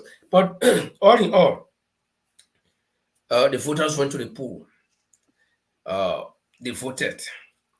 And the news that we are getting is that there were low turnout. And from the start of the show, Chima was just telling me reasons why we saw a low turnout at some of the polling centers. And if you can see those polling centers where the confusion were, you can see clearly that not many people were there. Very few handful of people compared to the first round of the elections where you had a lot of people. And Chima clearly explained to me today that earlier on that there were several reasons why they were fooling a few people at the polling centers. One, those senators and representatives who were helping to truck in people for those real parties that on whose ticket were running are no more running. They have won their seats. They are relaxing, waiting to to go to work. So it was squarely left in the laps of the presidential candidates now to pull how much people they can pull. And we saw it. The rally before the election today. CDC came up. We didn't see that much crowd. United Party came up. Yeah, we saw people, but it were not very impressive. So now it's left with the representatives and senators are saying, well, we'll help you. We went the first round, but this time now we probably our hand there again. And another important thing, Linfa, is like when something like this happen, people like people say, you know what, we have had enough of this. They can also do what they want to do. I mean, we care. Let's have this thing and finish with it and rest ourselves. We don't want to go again. We had enough. Someone were talking to me today. So look, we're getting tired enough. Nothing has happened since October 10 up to now. Everything's been going quiet. Slowly go slow. Totally go slow in Liberia. So they want this thing should be done and dusted so you can start their life. We let them win. So they don't care anymore. So some people that even care to go and cast their foot. The momentum not there anymore. No. So this runoff here is not a big thing. It's like almost it's strategic. People endorsement, you will see before you look. You're going to see the result will be so quick, and you will see the difference will be massive. Whoever will win, the difference will be massive. And the low turnout will also result to no more interest, low morale. People are not interested anymore to go and cast their vote because the first term did not see anything. Definitely, the people feel that, well, what do I, my candidate in my district I was voting for has won, so I don't care anymore. Yeah, but and something again I was looking at, I don't know how you look at this too, that the Liberian people, or most people, were meaning like, I mean, we're not just talking about people who want to vote or because they want to vote or because they like a candidate, but it were meaning Liberian people, the people who reading between the lines, the people who are actually, politically advanced. They saw that there were 18 other candidates who were the alternatives to these two parties, CDC and Unity Party. And those 18 candidates, the voters decided to reject them and bring back these two people. Now, I gave you an analogy, right? You got your basket, you went to the supermarket last time, you bought some apples. You put it in, and then you've been eating them. Then two remain. Those two are rotting. You don't want them again. Then you say, okay, I'm going to the supermarket, or I'm going under the apple tree to pluck some apple. Then you go under the apple tree, you pluck plenty. Then you mix those two rotting one inside again. Then you bring it home. You start to wash the apples. As you wash it, you put in the bad one out. I mean the good one out. The same good one that you put in there out. Finally, you are left with the same two more rotting ones in your basket again. And your children ask you what happened. Then you say, oh, but that is only two guys. So okay, that's what the Liberian people did. You wanted to replace Unity Party with CDC in 2017, which you did, meaning that the Unity Party was not good, or they were not serving you right, or else you would have retained them. You replaced them with CDC. 6 years after, the CDC did worse, and you want to replace them. Then you take the same Unity Party and CDC and match them together. You rejected all the other alternatives. So then everybody tired. That's why they turned out poor. Most of the people that were actually wanting to vote to see change in Liberia, they tired of the vote and they say, well, what can I do? So let the people who want to elect these people, let them have them. That's one of the reasons why they turned out as poor. Because people who are many Liberians did not want to see that. And that's what the other people did. And I hear this thing all the time, the Liberian people. No, it's not a Liberian people. That's certain group of people. Certain group of people. Yeah, Linfa. You see the thing about Linfa? The thing, another thing about it, like in Liberia, people vote with sentiment. It's not about policy. It's not like believing in what any other are presenting. They believe in the voting for. I like you, Linford. We work together. Linford is related to my uncle. Linford is from my tribe. Linford live. Linford helps somebody. This is what. But we don't vote on the kind of in terms of policies, like the party or the independent candidates bringing a policy that will make impact to the community or the country as a whole. So it's about who I like, sentiments and affiliations. It's not about And this policy. is Like exactly, you are 100% right, Jimat. And this is exactly what played today. The reason why I see the poll turn out. So, okay, let me just break it down for you some kind of way. You have people voting for Appleton, St. Appleton Kim Terror. But Appleton did not win. He did not go to the second round, the runoff. So it was about my party, my Appleton is out because people are portraying that Appleton have more vote. So Tawan Gonglo have people who are voting for him. He didn't go to the second round, so the person, why am I waste my time for? Then you have Mr. Cummings. So I supported Mr. Cummings. And I decided to remain neutral in this runoff. And my reason is best known to me. But I can tell you probably. My reason is that the two groups, the United Party and the CDC, they are not different from each other. Okay? If you put them together to argue, to give you ideas about the governing, the only thing they'll do is trade accusations of corruption. You were there 6 years. What you did? You just come in 6 years, see what you now do. No, how about you who were there for 12 years? Okay? So they got no agenda or nothing. They are only coming there to repeat what they've been doing. So I would not want to waste my time. Because if I went under the apple tree and I saw all the apple rotting, so I would take some for. Well, no, I'll not even eat it. So that's it. That's why I said there was nothing good there to choose, so I remain neutral. Okay, even though some people say you don't have voting right, I don't have voting right, but at least if I support somebody, people who believe in me can also support that person. So that's one of the reasons why you see the low turnout today. We had 20 candidates. So 18 out. So those 18, once they drop, there are people that drop too. Some of them get interest to go vote for We Are or to go vote for Boaka. So they say, why I go waste my time? That's why they low turnout. Let me tell you, the winner, Shima, trust me, the winner of this election will not accrue more than 500,000 votes. No, definitely not. It'll be far, you know. Definitely not. Definitely 4 million or 300. I don't know how many million votes. 2,700,000 and some more people. Votes. You're not going to go to that. Probably it would be a little bit under 1 million. It will be under 1 million. Trust me. More especially people that are voting right now, they don't have interest, and they just believe that I'm one or two guys like opposition. Most of those people are voting for oppositions. And they believe that the opposition, they didn't get the best opportunity, chance to the best opportunity. Like speaking about Appleton, Edwin Appleton from the grassroots movement. Appleton it was not popular, but he just got those votes by accident. I can tell you. It's not like he didn't knew him. Appleton, well, he was the first on the list. I think you said that. Somebody qualified that as well. His name was first on the list on that voting papers. If you go to cast your vote, Appleton, because it needs to start with A, the last needs to start with A, they need him to the guy came first on the ballot papers. So people just crossing that need. They could identify who was this party. Like if I'm a presidential candidate, they don't go by party. So at some point, going for a party party in Liberia will be insignificant. If you see, I will just tell you there's 73 positions or candidates for the House of Reps. You know how many independent won? Independent won 18 of that. Independent won 18 of that, and then CDC won another, I think 10 or 12. Then CPP won, and also as well as Unity Party. So 3 parties won in that place. So independent won highest in that seat.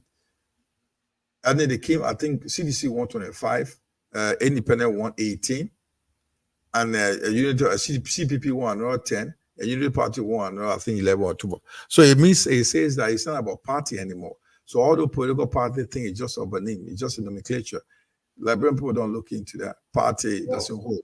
And I don't know if parties are helping those candidates. If any party do presidential representatives or senators were giving support, because most of them just help themselves finance their campaigns. They didn't get most of them did not get support from their political parties. So why align with a political party that won't support you? And if you want to align, you believe, okay, we want to align political party because it align with my objective, my policy, my vision. But people that want to vote for you don't believe in that. So why waste your time join political parties anyway? So eventually, why can't we run independent candidates? So independent candidates are winning. If you see this guy with no name, grassroots movement, I mean, just 6 months into the elections, so he can tell in the elections because the name was the first on the ballot paper. You go look around. And that was all due to poor voters' education. By whom? By the political parties or by independent political party. No, some people want to even blame NEC. No, let me tell you, NEC gave you the guidelines. NEC gave you all of the things you need to work with. So all you had to do, they say, the country people say, you will get something in the file that your hand will burn. Because that you will be putting your hand there all the time. So if you are roasting your piece of meat in a fire and you say that you let it burn, this day. So say you don't want to burn, you keep your hand there, you be turning around. So the political parties themselves will have gone out there, educate the people, tell the people, because you got people. No, let me tell you, some of these people have not gotten any information about election. They register and then they were only told to go vote tomorrow. So the mayor going here and wife going that Papa who been going on the phone all the time. He registered. Then for that time, been going on the phone. Time to vote, they say you're going to vote tomorrow. He tell you, well, I'll go. They know ABC. They even know who they're voting for. So they just go, they know the people for them. Maybe they look at somebody who says they like. They say, I like it, man. I'm trying to look through my archive here to see if I can put our picture up, and I see why, I don't know whether I still carry pictures in my system. This guy, he was just lucky. And anyway, yes. Yeah, but Abedra know he was lucky. And somebody told me from the US, Abedra is from Texas, from my state too. And somebody said, when they were calling me, he woke up, he said, oh, wait. That's a hard joke. Yeah. He said, oh, I hear, so I got from home. But your man just back out though. But the funny thing, when he went out in Joe's back out, he alone went. Nobody. Apparently, there was parity is very, very, very funny, and so now we get made fun. But of course, we don't have to cry. We don't have to go around crying and making ourselves to be, not gonna way. That's it. And that's what we have, and that's what we have to play with. All like politics. Can we take a break, Lynn, for a comeback? Yeah, sure. We'll take a break. Let me see if we can. I got something here. We'll run on the one of our borderline station IDs. Yeah, sure. Run it.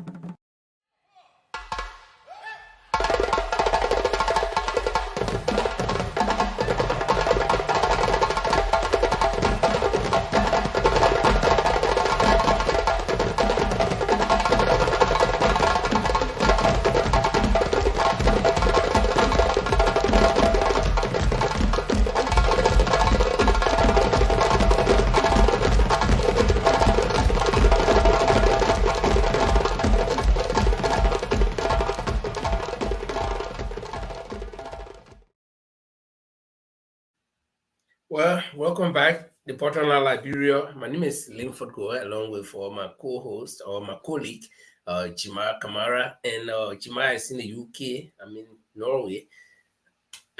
We're here to discuss the elections tonight, and But Jima, have you heard anything like maybe preliminary results polling in? And do you have any information? Yeah, what we got it at tomorrow? They'll be kind of coming out with the giving the results in. They've been pulling in today because the polling center closed earlier. I mean, later. So they are putting a report together, tallying those ballot papers, and then they will be coming out with result tomorrow. But they have not making any announcement so far. So we looking at some people thought they're going to be announcement up to the person are looking up to went to press or got on the radio or who came on the show. There was no result. Probably if any result came up with on the show already. But as far as I was concerned, before then there was no result being announced. Yeah, but let's So see. There was somewhere where I saw counting going on. there was something from the is that from the NEC website, Facebook account. Okay. But so folks, once we get confirmation that they are counting results and we can actually confirm it, probably we can bring it to you. But so far we don't know. They could be counting, but Liberia being what it is, especially the time at nearly 8, 9 o'clock in Liberia in the night. It may be dark in most areas, especially rural areas. So you don't expect any counting to go on. I'm sure the parties will not want to take a risk. There's already, accusations and counter accusations for which the US wants to impose sanctions. So I don't think any party want to take a risk and say, okay, you're kind of voting in that, this and that. But again, tomorrow, like Jima said, tomorrow we might be getting some information, and hopefully Patron might just pop up during the course of the day to bring you some information. So we there already. We know they say when you fall in the water, you can't be afraid to get wet anymore. We inside, so probably what we need to do is to swim to shore. But Jima, let me ask you this question. Honestly speaking, the elections have been held already. The papers are in the box already. We cannot influence anything. We cannot change anything. Once those people were trapped in that part in that box, we cannot change anything anymore. So what we're gonna say is just our own feeling, our own, to make us happy. Like Labron will say, "Oh, you happy? You're going for." So let me ask you, who do you think will win the election? I mean, just your own prediction and tell me the reason why.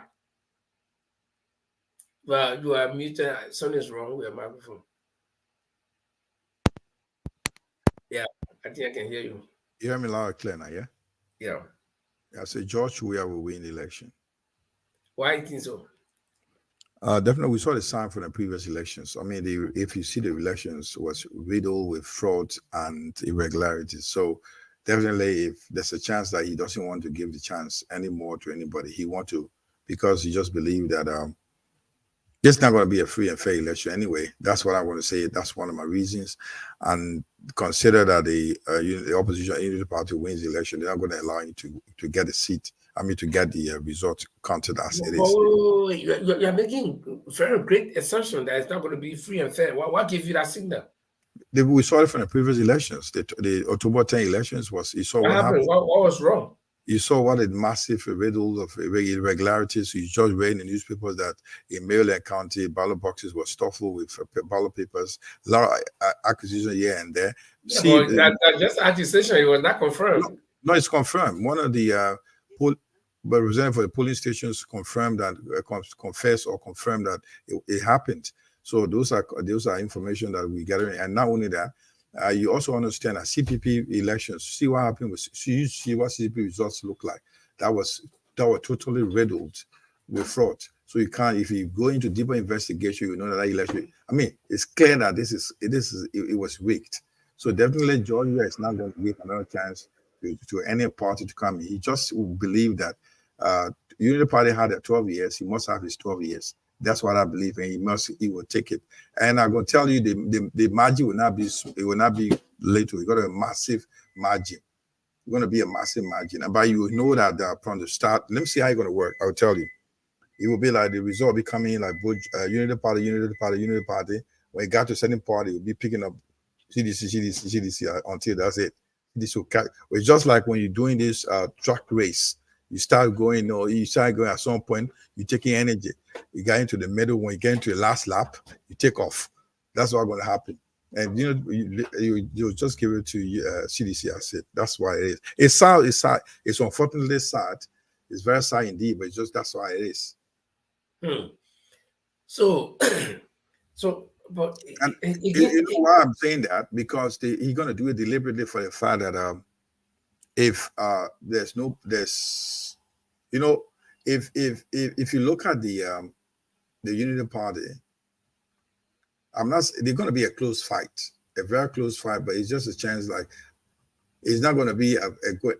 I just believe it's not going to be a free and fair election, and because it is Unity Party, and those in the ranks and file of Unity Party are not those tough people that can combine support from outside. They got the connections outside. Somebody can speak for them. Somebody can stand out there and corner those leadership of George and say, look, this is wrong. We got to put everything to, we need to regulate this thing. We need to investigate it. So whatever they do with it, nobody going to question them about it. So this is going to be like. Yeah, but the courts are available though. I mean, who runs the court? Who runs the court? You saw what happened, Mr. You know what happened with the same court system when Mr. Alexander Benedict Cummings was dragged into court for 5 months. Who were running the court? When they ready, they said that it was threatening the international, they threw the thing out of the window. You saw that happening. The whole judicial system compromised.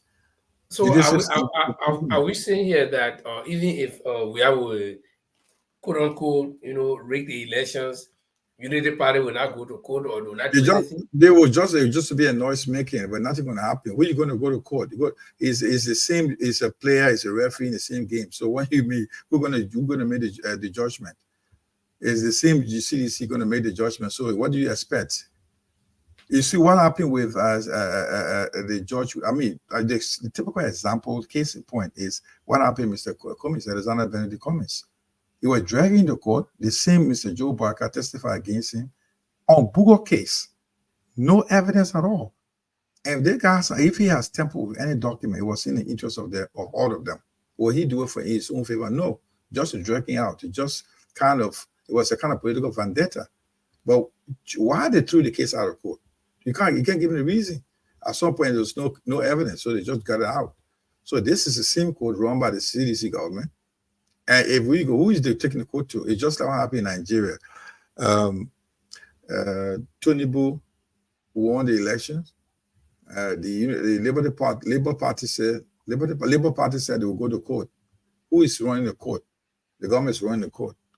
And when they went to court, the case, the judgment was Tinubu won the elections. It's the same government running the court. So who appoint the minister, the judges? Who pays them?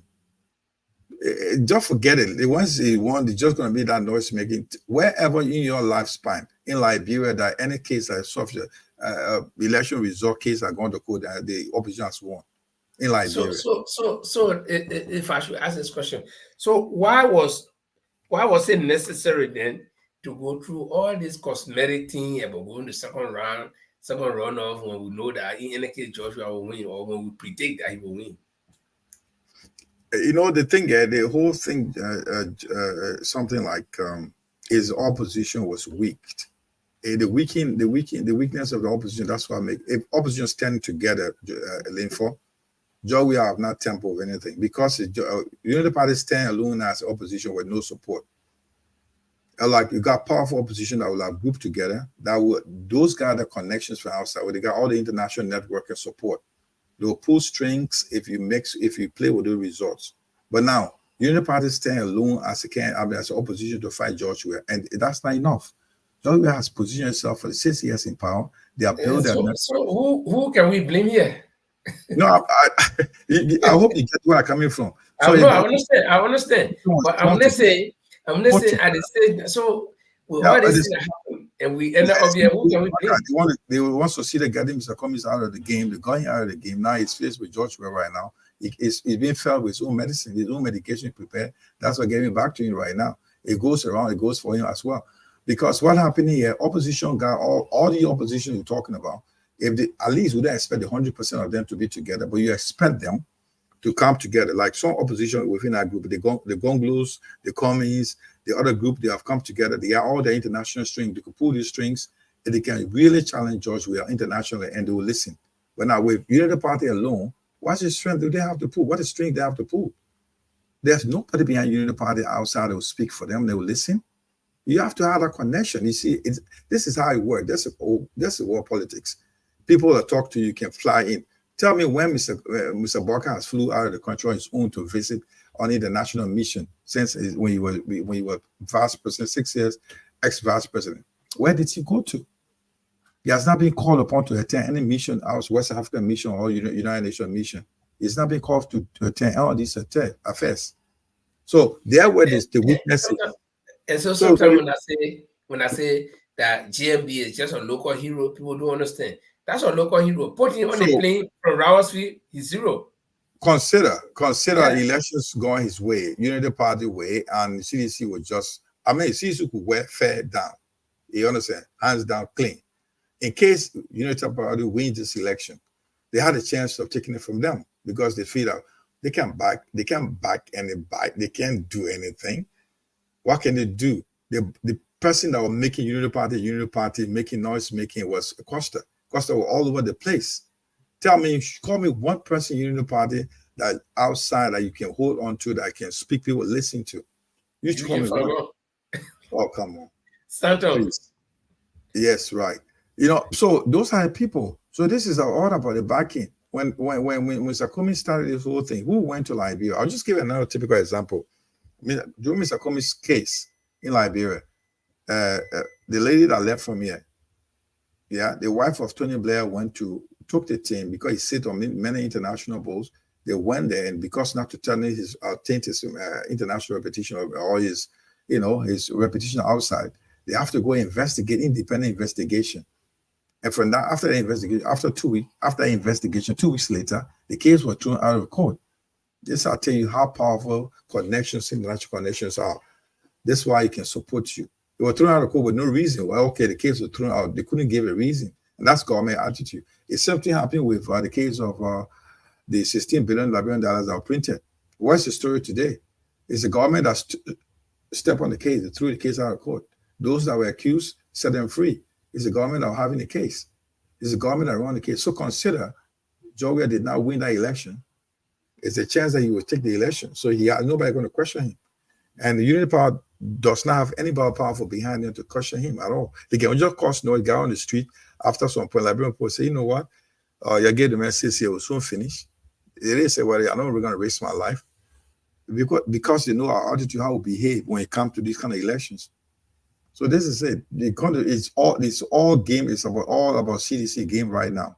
The CDC thing. People may not like what I'm saying, but that's the fact. Yeah, but the question somebody would want to ask is, so we are couldn't, in anybody's opinion, we are couldn't really win a fair election? Of course he can win a fair election. I'm not saying that now we won't win a fair election. We have to win a fair election. I'm just saying, I was just giving an example, like in case this runoff, if they run, if he's not successful in the runoff, there's a chance that he can take it from them. He can take it from Unity Party. They're going for a fair game, though. He's going to wear a fair game. Both Unity Party and CDC are going for a fair play. But the chance that he had the opportunity to command the game and commandeer the whole result to be his result, and nobody's going to talk about it. If he can only talk about it for a few times, that's it. He still maintain a position. He still become a leader. But because what you're saying can clearly be confirmed from the first round. That's what I said. Yeah, the first round, we're hearing Unity Party were leading. And then all of a sudden, in 1, 2, 3 small tight contests, the whole result changed. And George they made a press conference. It was DeLong was there, Senator DeLong. With the blue plastic bag. They came with a blue plastic bag. They have all the tally. They've won the result. Nothing was going to happen. And what happened? You know, they came out on a little town hall somewhere in the canopy somewhere, they had a press conference, and with the one Reverend, who is the chairman of the party, that they've won the elections. I mean, at the time, half of the election results have not been announced. They just jumped to conclusion and they won it. Probably they were right about what they were saying. But how can you support that? Somebody needs to make more noise to get you where you want. You need a backing of people. You need people to put words in to get your words out there. But if you're alone, you are kind of how do you say that? You are alone troubadour. Yeah, alone. You can't fight your fight. Somebody have to come and support you to fight. Let me say this. If we are wins this election, you think the United Party has only one option to go to court, or do you think they will employ other options?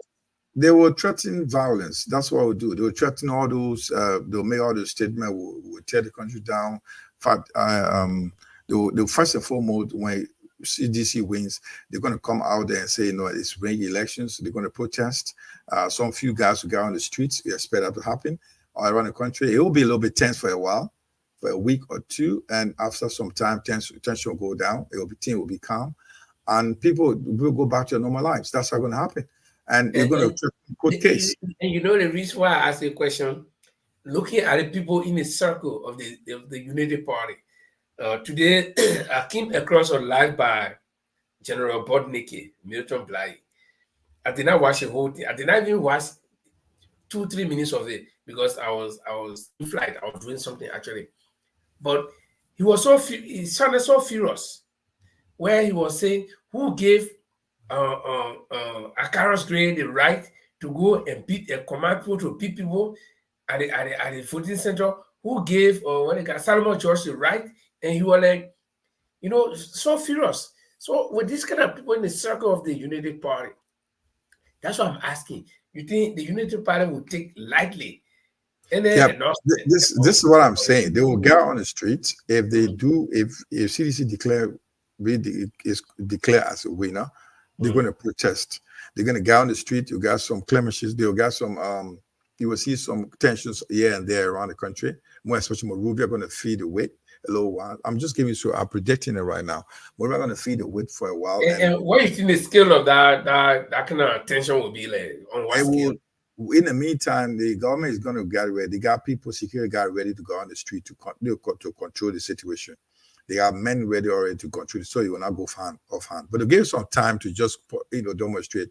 The fear is they may go rampant, ransacking properties and stuff. That's the fear. So when they go that direction, this is why the people are going to be afraid of. But it's going to be contained. It may go a little bit longer, but it's not going to go without. You're not going to be taken lightly. Unity Party won't take it lightly. Some strong supporters will go out on the street. It will really come up with some strong protest. It may govern some actions, which the government may pull some security people on the street to protect citizens. And it could drag for a little while where other, religious leaders, chiefs, and people will be calling for calm. And, the situation calling for reminding us of the past and this will happen. This is Liberia. We don't want to go back to 14 years old boy again. And, and there at some point, but it's not going to change the result anyway.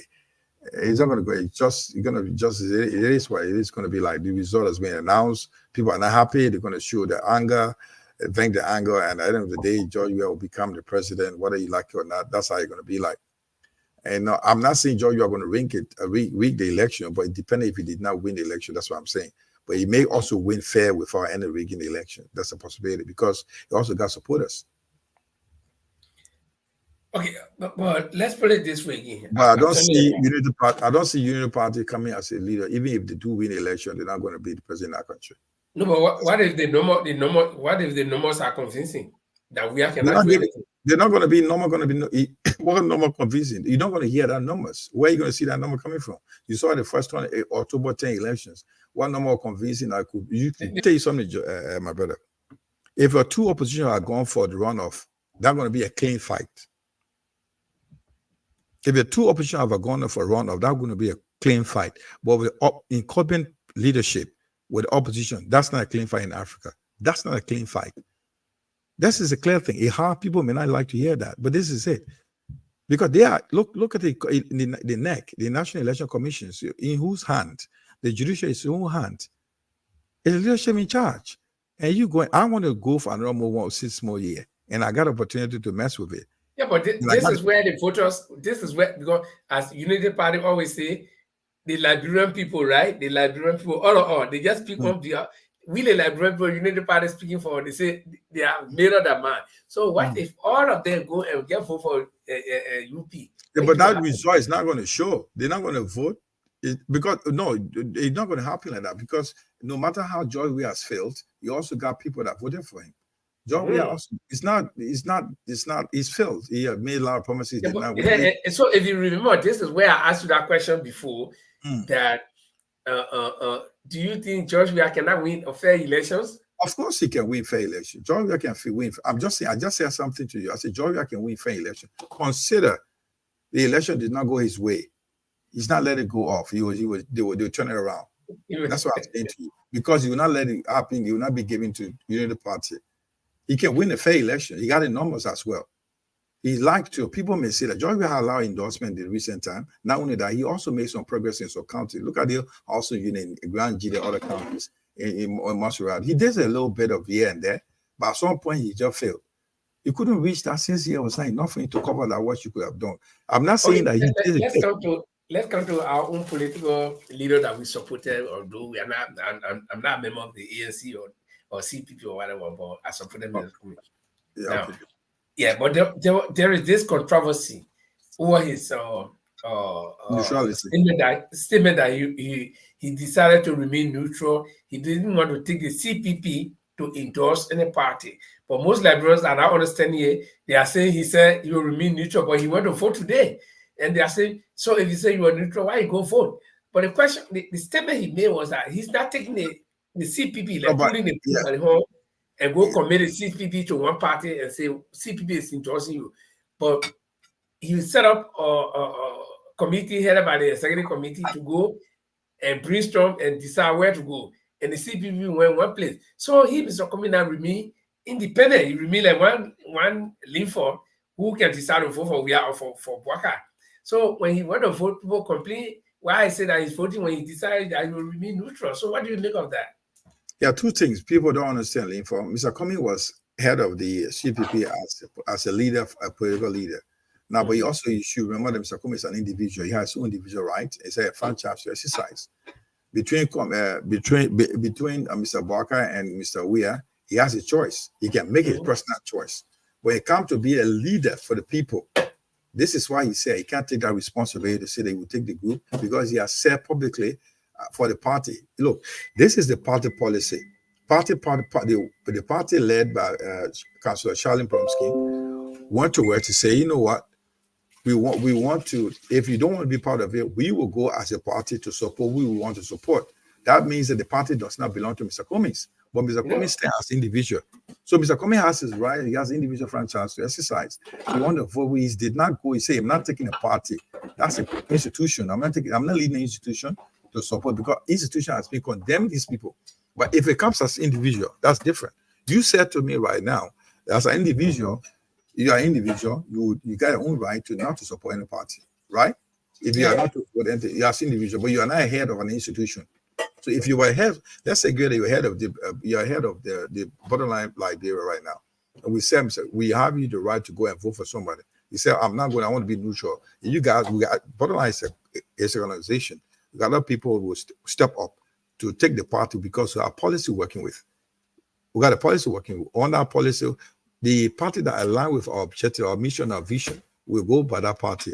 That's why we stand for as a party, but as an individual. Mr. Comey is going to vote as an individual for himself, because that's what he believes. He has the right to exercise if he wants to do that. But he's not voting for the party. So people need to know the difference.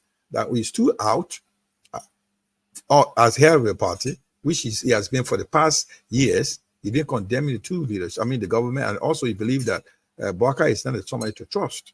Consider what has he gone through with Bwaka. And you know that George Weah for the 6 years is not somebody that he can believe in. So definitely he would not take the party to lead that group. But if he comes to individual, up to the two person, he will choose one on a personal note. That's what he has done. So you cannot punish him for that. Good.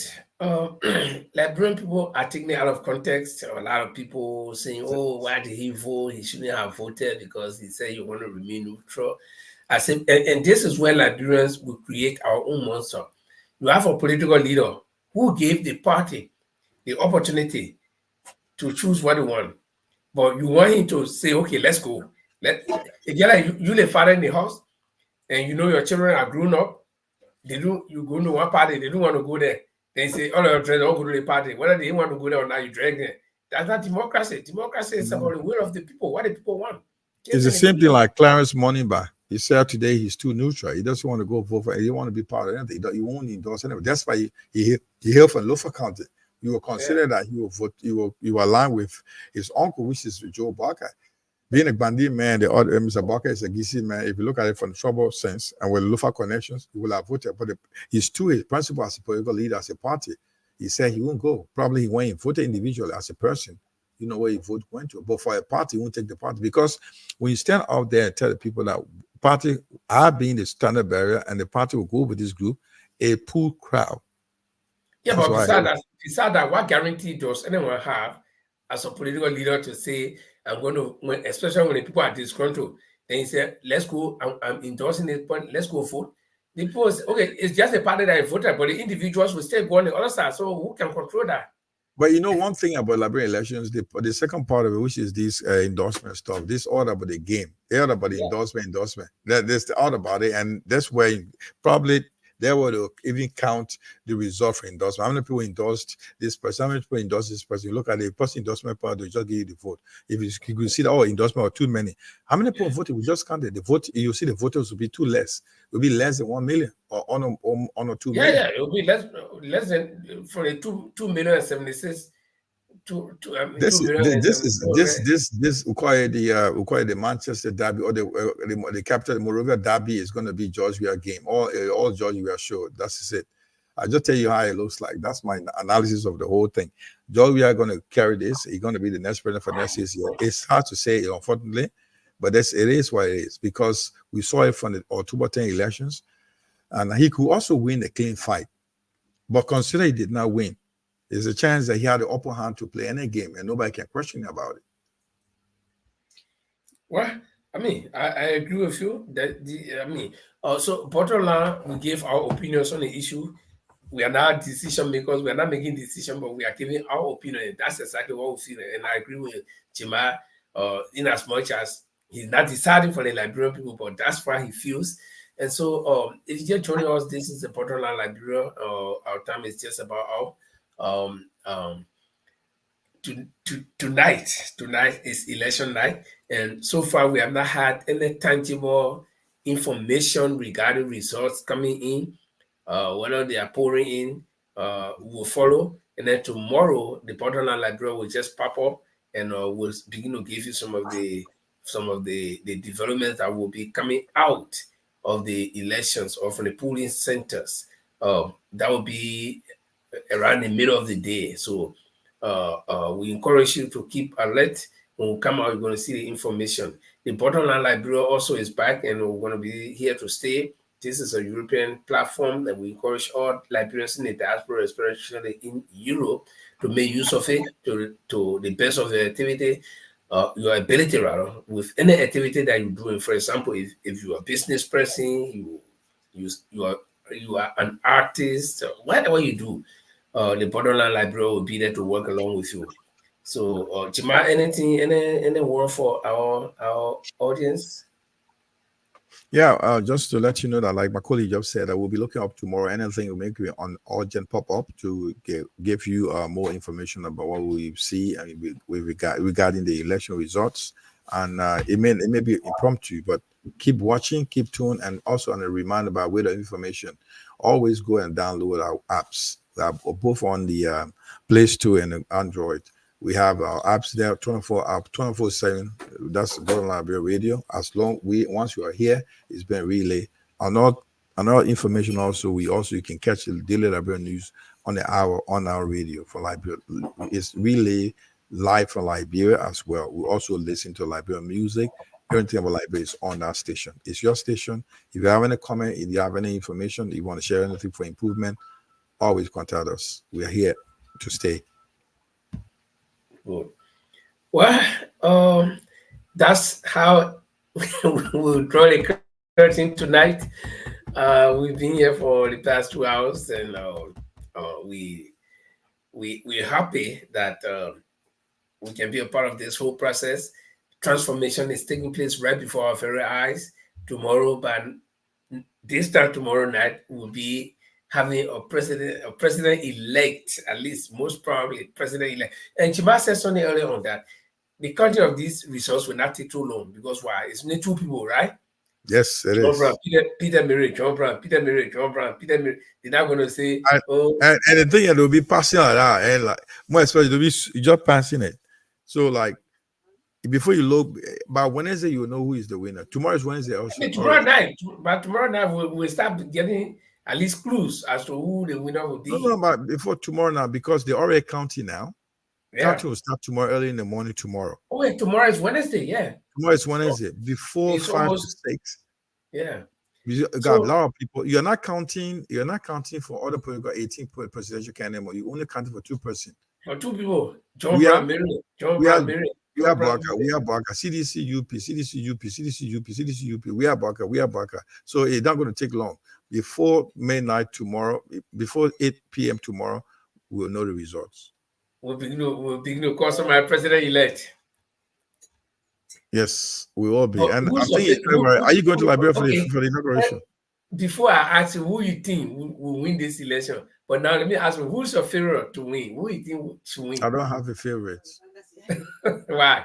I don't have a favorite. You know what? You said it at the start here. We knew what we've been sitting here for years talking about. We need change in our country. We believe in something. We have a vision for Liberia, and others who believe somebody had that vision, supported that vision. We align with that vision, and they did not take support that.